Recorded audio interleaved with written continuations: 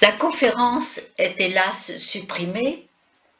Nous allons donc vous la donner en 5, 6, 7 épisodes.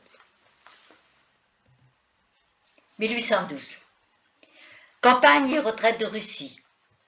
Grande histoire et faits divers par Sylvie Benito et Joël Gosset. Ce sera donc notre première partie. 1812, c'est d'abord une tragédie et un désastre. Un événement contraire à la raison et à la nature humaine, dira Tolstoï. 1812, c'est le début de l'effondrement de l'Empire, la fin de la Grande Armée. Alors, pourquoi et comment cet empire qui paraissait si puissant a-t-il subi un si terrible revers?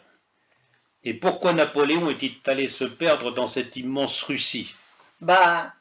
Les hommes de l'Ouest allaient vers ceux de l'Est pour se massacrer les uns les autres, dira encore Tolstoï.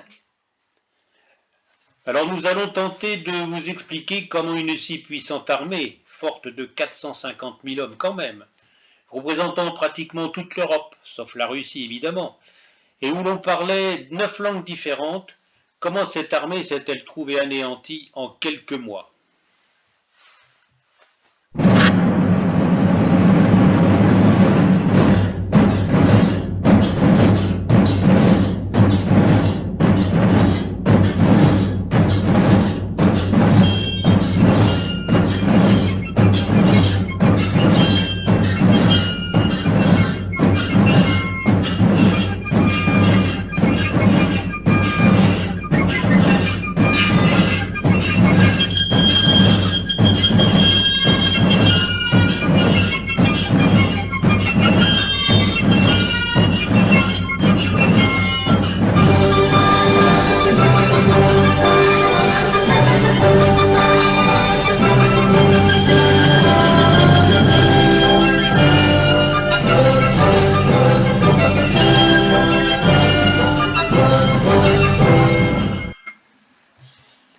Alors d'abord l'acteur principal de cette tragédie de 1812, voici Napoléon dans un portrait peu flatteur signé de Girodet. Hélas, le peintre n'exagère qu'à peine. Ça n'est plus un hidalgo. L'ex-petit caporal a les pattes courtes, le buste long, mais les pattes courtes. À 40 ans, il est chauve, d'où son surnom de petit tondu. De plus, depuis Austerlitz, il a beaucoup grossi. D'où la nécessité de revoir sa garde-robe. On élargit, même l'habit de peau. Quand on se rêve empereur d'Orient ou d'Occident, il faut être prêt. Est-ce pour stopper sa prise de poids qu'il prise? Enfin, pas tout à fait. Il se contente d'humer l'équivalent de quelques 60 cigarettes qu'il transporte dans sa tabatière. Enfin, pas tout à fait non plus, car il pique systématiquement celle de ses conseillers. Si bien que ceux-ci n'emportent plus avec eux que des tabatières sans valeur qu'ils nomment boîtes de conseil. Obésité, gale, attrapée à l'âge de 24 ans à Toulon, hémorroïdes, on doit continuellement lui poser des sangsues. Bref, le bilan sanitaire se devine sous la photo. Il est néanmoins plus gai que sur le cliché, et quand il est de bonne humeur, il chante. Mais il chante horriblement faux. Un de ses airs préférés provient d'un opéra comique à succès, Le Prisonnier. Oui, c'est un fait, je me marie.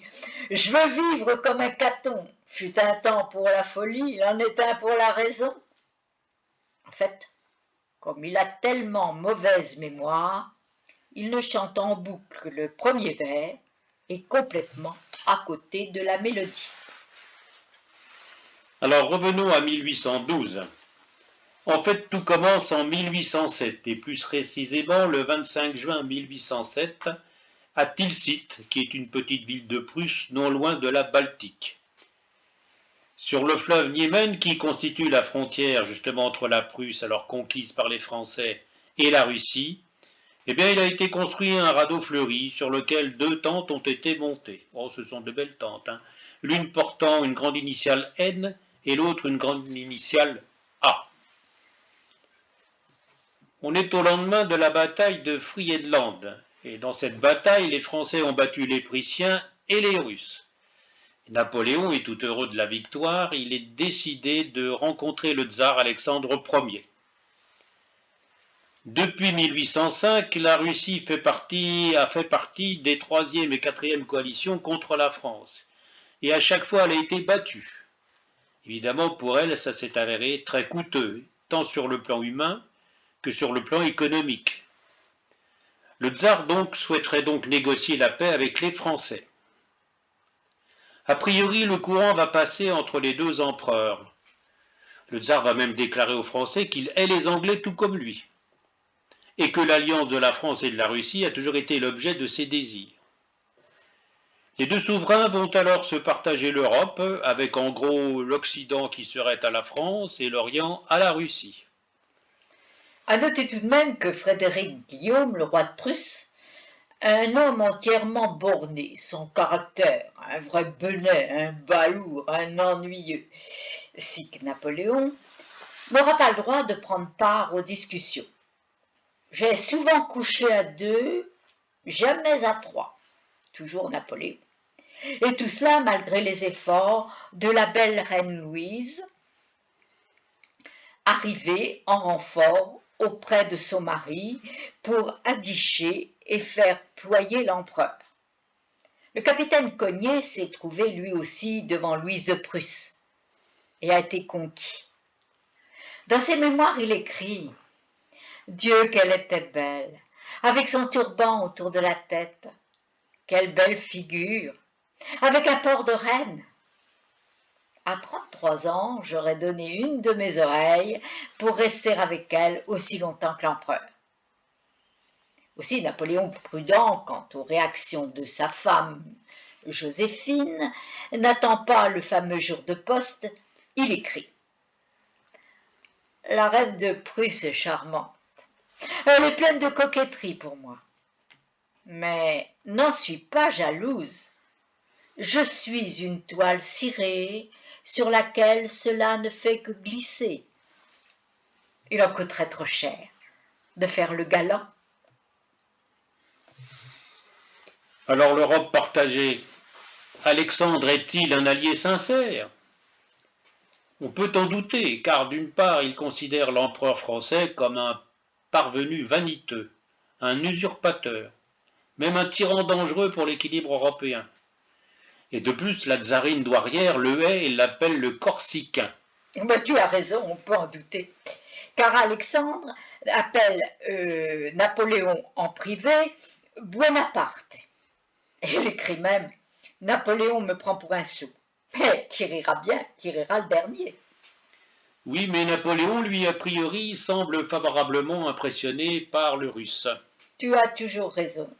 Il écrit même « Alexandre est un fort beau et bon jeune homme, ayant plus d'esprit qu'on ne le pense communément. » Il ajoute ébloui « C'est un héros de roman.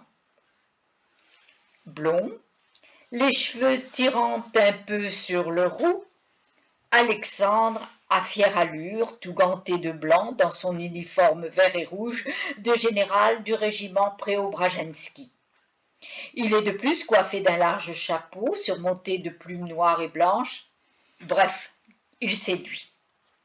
C'est un des plus beaux hommes de toute l'Europe. Sa figure douce porte l'empreinte de la bonté de son cœur, s'exclamera Caulaincourt, le grand écuyer de Napoléon. Alors, au terme des accords de Tilsit, sur lesquels nous revenons, la Russie adhère au blocus continental contre l'Angleterre. Quant à la Prusse, elle est également contrainte de participer au même blocus, mais on lui enlève différentes provinces, d'ailleurs tous les territoires entre le Rhin et l'Elbe, et une grande partie du territoire polonais. Donc la Prusse est considérée comme une quantité négligeable. Mais l'adhésion de la Russie au blocus continental contre l'Angleterre va se révéler quand même contre-productif. Il ne faut pas oublier que l'Empire russe réalise la plus grande partie de son commerce extérieur justement avec l'Angleterre. Et ce qui pourrait prouver dès maintenant que le double jeu du tsar, c'est la lettre qu'il écrit à Frédéric Guillaume, le roi de Prusse. Il lui dit ayez de la patience, nous reprendrons ce que nous avons perdu, et ils se rompra le cou. Il parle bien sûr de Napoléon. Le temps passe, 1808, les troupes françaises commencent à avoir de sérieuses difficultés en Espagne et au Portugal où elles sont engagées. Et Napoléon sent déjà que l'alliance avec la Russie bat de l'aile. Il lui faut donc revoir le tsar, et une nouvelle entrevue va avoir lieu à Erfurt en septembre 1808. Bon, alors on va expliquer. Les deux empereurs arrivent dans la ville au son de deux salves d'artillerie, du carillon et des cloches de la ville dont la Marie Glorieuse, que les habitants appellent la Grosse Suzanne. 275 quintaux. Napoléon s'installe au palais de l'ancien prince évêque. Alexandre arrive sans même une cuisine. Il compte sur Napoléon. Il ne va pas être déçu. Napoléon a donné des ordres à Oudinot, le gouverneur général d'Erfurt. Tout doit être somptueux, cadeaux, repas, spectacles. La comédie française est faite pour ça. Dès la première représentation, on s'aperçoit que le bel Alexandre est un peu dur d'oreille. Oh, que cela ne tienne. On aménage.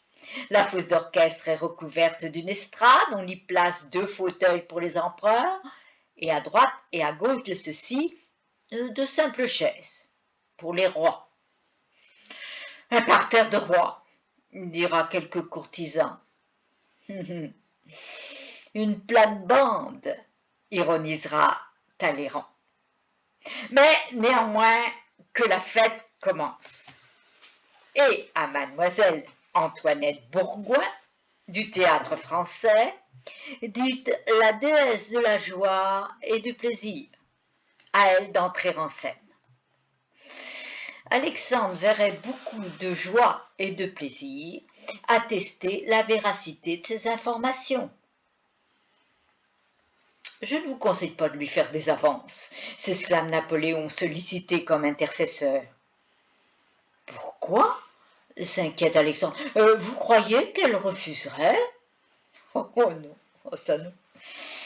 Mais demain est jour de poste. Et dans 5 jours, tout Paris saura comment, des pieds à la tête, est faite votre majesté. Et puis, votre santé m'intéresse. Aussi, je souhaite que vous puissiez résister à la tentation, lui souffle Napoléon. C'est un très sage conseil.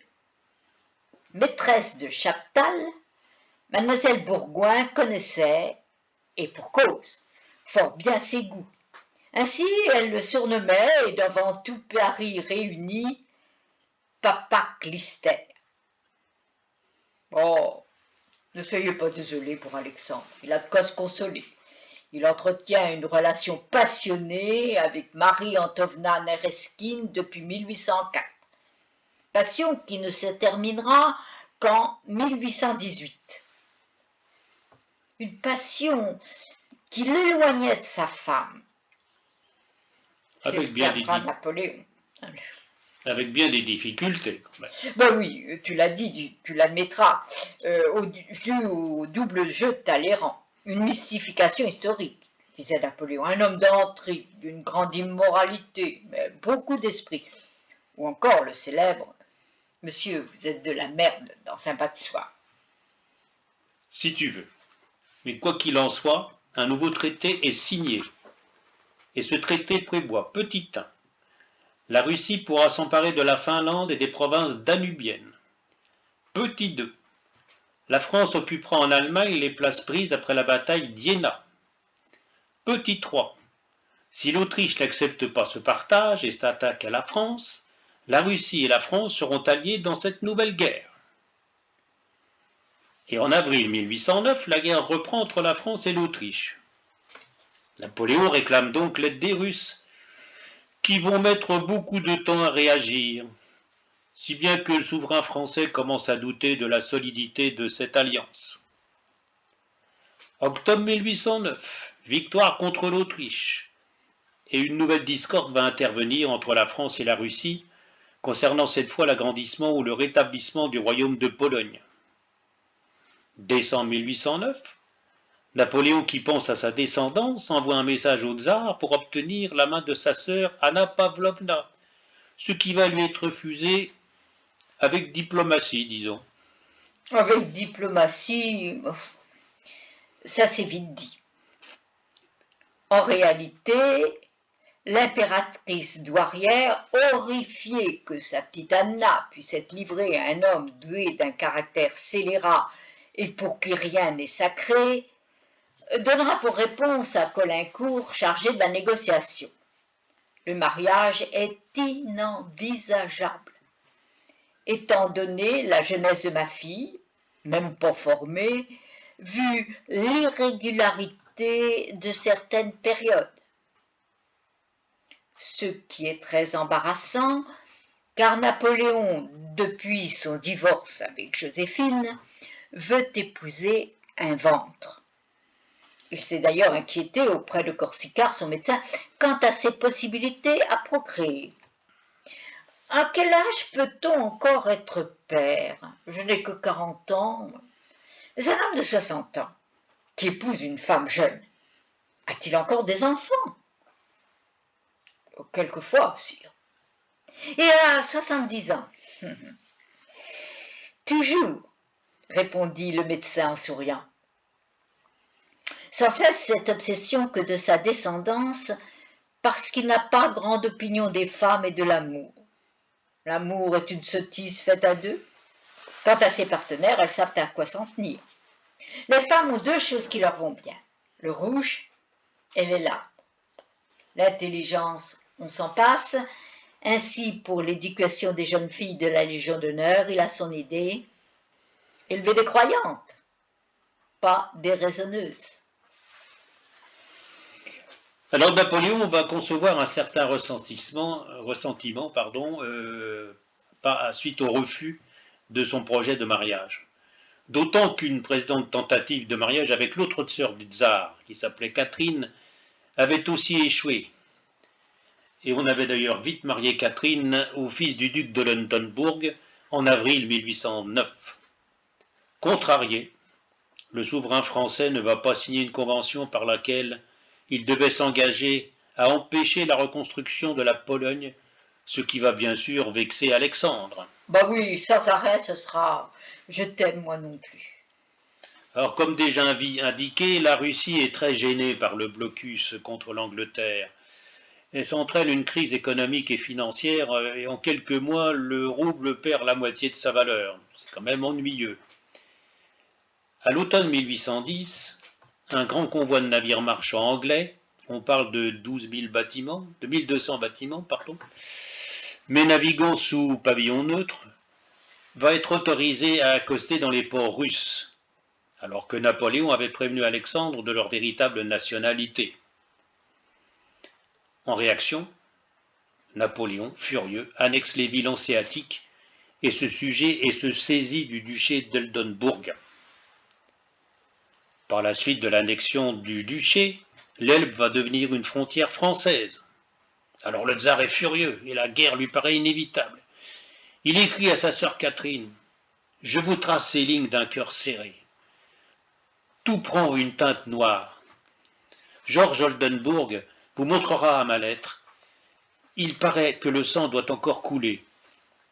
Du moins ai-je fait tout ce qui était humainement possible pour l'éviter. » En effet, je ne sais pas ce que répondra sa sœur, mais je sais ce que répondit sa mère. Arrêtez-vous. Il est temps encore. Rendez-vous à la voie de l'honneur, aux prières, aux supplications de votre mère. Arrêtez-vous, mon enfant, mon ami. Mais les tracasseries vont continuer. Et par exemple, le tsar interdit l'importation de produits français. Dans le même temps, il renforce les troupes près de la frontière ouest et 300 000 hommes sont sur le Niémen. Parallèlement, il va mener une politique de rapprochement avec l'Angleterre et surtout de l'Autriche, lui faisant miroiter la Valaquie et la Moldavie au cas où la Pologne lui serait attribuée. Bref, le tsar se prépare à la rupture.